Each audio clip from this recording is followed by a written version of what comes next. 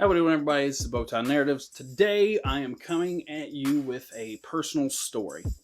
It's a story of me when I was young, and I was far dumber than I am now, which I consider a win.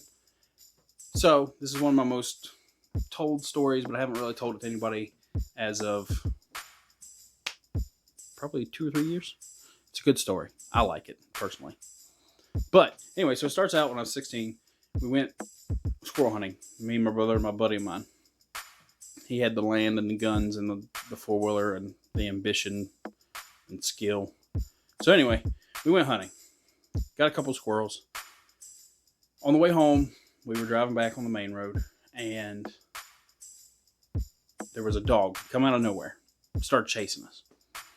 So my 16-year-old brain was like, hey, we should definitely taunt this dog, because it can't catch us. So just go right ahead and do it.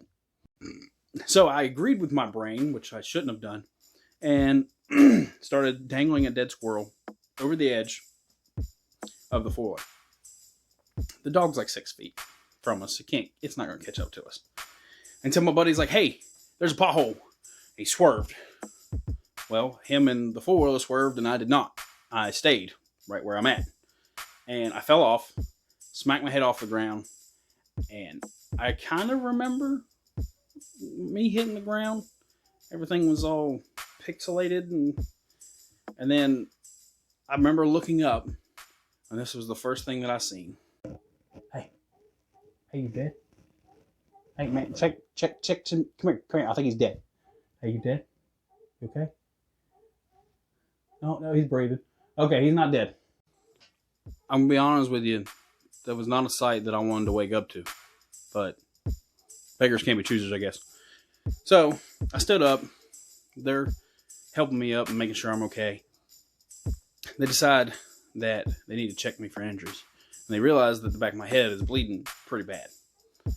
So they start brainstorming. And I'm not doing much of anything involving my brain because it just smacked off the back of my skull with the force of, a hammer. So I'm just going to chill for a minute. They're like, hey, we're going to take him down this hill to these neighbor's house and see if they can help us.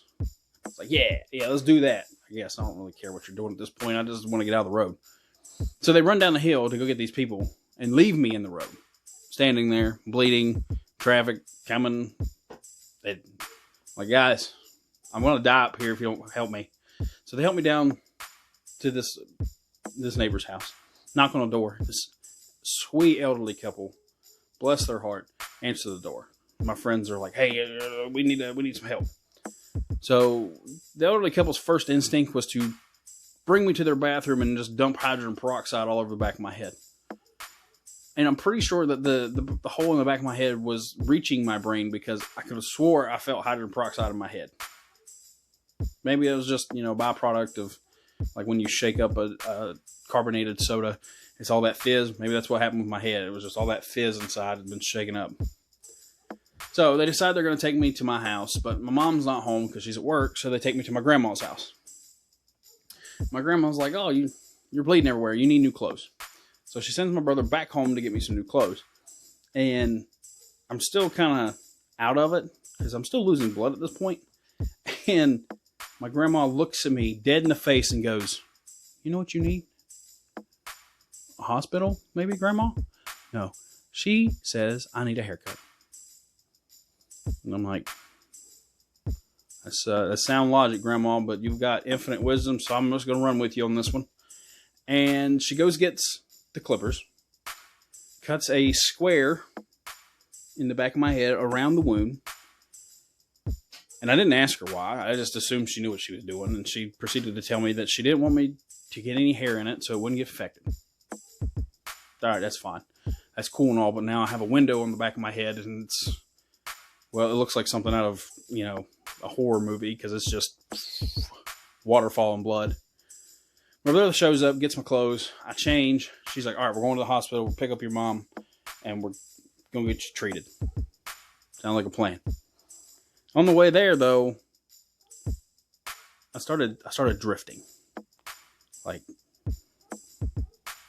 real bad. Because the nearest hospital where we lived was an hour and a half. And so I'm starting to head bob, starting to feel the rhythm. Finally, the next thing I felt was a backhand of a old grandma hand. Hit me right in the forehead. Woke me up. I was like, what? She said, you might have a concussion. If you pass out, you'll get a coma. I'm like, well, that doesn't sound good at all. So I'm like, I'll stay awake, Grandma. I got you. I can do this. And then I fell asleep. And this time, when she hit me with enough force to knock me back. And so I jerked back like that, like, somebody just hit me with a train. And then she goes, you got blood on my seats. And she smacked me again. So now after I just had that one-sided boxing match with my grandma, we finally get to the hospital. My mom's we picked her up. She's in the back seat just doing what mom does. That's being worried and making sure I'm okay. And I'm kind of out of this realm as it is. So, it's fine. So we get to the hospital. They ask me what's wrong. Not that they can tell that I'm already pasty white and can barely stand on my own, looking like a weekend at Bernie's. And I'm like, I cracked my head. Can I please have a doctor? So they take me back to this little room. Now, mind you, I've never been to this hospital. Never seen this hospital. Didn't even think it existed. It was so small, I'm pretty sure it was a vet clinic. But, whatever. I got treated, so I guess it wasn't that bad. So the doctor comes in, and he's looking at me. And I don't know if my mom or my brother or whoever already told him what happened. But he looks at me with that look. He already knows what happened. He's like, so how'd you hurt yourself? Listen, I fell off my bike. And he's like, oh, your bike. You fell off your bike, did you? Did. Was you wearing a helmet? Nope. He's like, well, how'd you fall off your bike? Well, you see, sir, I was doing this wheelie downhill, and the bike continued to go downhill, and I did not. And of course, he's looking at me like, you're such a liar. But it's okay. So, they decided to do a concussion test on me, make sure that I don't have a concussion, and then they started asking me questions to see if I'd lost any memory. They started asking me questions like, who was the president? Who was the person sitting in the chair? Who was my grandma, by the way? And finally they asked me, do you know where you are? My smart ass, I was like, I'm in a hospital, sir. And I could have swore I saw him go. Swear to God, kid. And he decided that it was best to just go ahead and start giving me stitches. So they laid me face down on this, it looked like a dentist chair, but again, I don't know. I don't know if it was just a hospital on a budget or what. Didn't care as long as I was getting taken care of. So the nurse comes in, she brings him his big ass needle, and he's like, you're gonna feel a pinch, but I have to numb you before I can put your stitches in. Makes sense. So I'm sitting here and I'm like, Mom, give me your hand. I need your hand. This was the day I learned my mom has a needle phobia. And when she saw that thing come in, she was gone. She sat down in the hallway, cheered me on like a good mom does, but she would not come in that room whatsoever, even though the needle was not for her. So I felt them inject me, and it was just like a shower of bliss. I felt it wash all the way down my head. I felt it in my face, and it was glorious. I started drooling everywhere. There was a big puddle forming in the floor. The doctor was kind of disgusted, but I didn't really care because I didn't feel anything. So, he starts sewing me up like a ripping jeans. And about the fourth one, I started twitching. And I was twitching bad. And he's like, can you stop moving? I was like, well, Doc, I can feel those stitches. And he's like, no, you can't. Yeah, you're right. I'm lying. He's like, all right, I'm going to test it. So he stands there for like 10 seconds without the needle in me. And he's like, you feel that? And I'm like, no. And then he put it in and I was like, ah. So So he's like, all right, nurse, we need to get him some more good feel good juice. So she comes back in, and it looks like it was an even bigger needle, like the size of a freaking Pringles can. She puts it in my head. Apparently, this time the doctor hits a blood bubble, and apparently a geyser just comes out the way he described it and hits him in the face, a geyser of blood. Well, I can hear him walking around at this point, and he's like, "Oh God, I got blood in my eye." He's demanding that the nurse help him, and that's when I realized that I could still feel the needle in my head, and I'm just laying there with the thing sticking out the back of my head, looking like alfalfa. And at this point, I was pretty sure I was going to die. This was just some weird back alley college hospital where the students practiced medicine. And I was just a guinea pig that was not going to make it out the front door. So he gets cleaned up, and he's like, oh, I feel him take this stuff out. He's like, I'm sorry, I didn't mean to leave that in the back of your head. Nothing I could do about it. So they finished sewing me up. Give me my discharge paper. Give me my prescriptions. He's like, go get these filled. You might have an infection, but we're giving you antibiotics just in case. Whatever. I've lost a gallon of blood at this point, and I just want to go home. I don't want to sleep, but I'm not allowed to sleep because my grandma will hit me again. So, go to Rite Aid. I go back there, get my prescriptions. I had to go in by myself. My grandma didn't feel like going, so I kind of just Walking Deaded it and just went inside and made sure I didn't die. So they told me it'd be about 20 minutes. Like, okay, 20. So I was walking around the store, just kind of checking to see if there was anything else I needed to pick up. I walked back to get my drugs, and when I turn around, there's like a following of 5 or 6 people.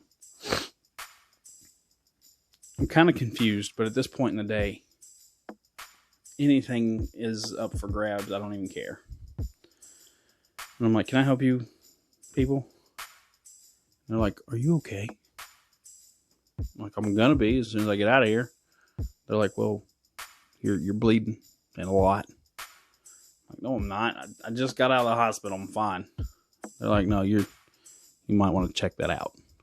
So, I stuck my hand back there, of course, coated me in blood. I'm like, well, okay, but, and they're like, well, you kind of left a trail. Oh, what? A trail. And so I look, and sure enough, I had left a snail trail of A positive goo throughout Rite Aid. And the pharmacist comes out, and he's like, let me take a look. Got little gloves on and everything. Takes a look. He's like, your doctor missed a stitch. Yep. Sounds about right. I said, is there anything you can do for me? He said, nope, I'm a pharmacist. Yeah, that seems about right too. I was like, well, thanks. They gave me some paper towels. I went on my merry way. As soon as I got home, I crashed. I didn't care at this point if I was going into a coma. I was so freaking tired. I was so freaking weak. I laid in bed for like 2 days after that. Finally, I got the stitches out, and they didn't tell me they'd put a stitch inside my head because the gap was so large. And I felt the stitch, and I thought it was a hair, but it felt kind of weird. So I pulled on it. Should have done that because the stitch came out, but I could feel it slowly being pulled out of my head. And that's the stuff of nightmares, kids. So then when I got to school, it healed up, became a bald spot, couldn't grow hair there. Kids decided to name it Earl because why not? It's what you do in high school, I guess. And then they offered me $1 every day to draw a smiley face or whatever they wanted on it because, again, high school students, why not? And that's how I bought all my snacks. So that's the story of how I got Earl. How I learned to not taunt dogs with dead squirrels and to never fight my grandmother. So this has been a personal tale from me. If you guys enjoy it, I will do some more. I've got plenty of stories. Probably some I shouldn't share. But that's what the internet's for, right? So, if you liked it, let me know. Leave a like, comment, subscribe. More importantly, I would like for you to share it. And I will see you guys Saturday when I drop off the results for the Choose Your Own Story. I need you guys to go vote for that. Right now, romance is winning. And I've never written a romance. So, if you want to see me fail at that, go vote for romance. All right? This is Chase from the Bowtie Narratives, and thank you for listening.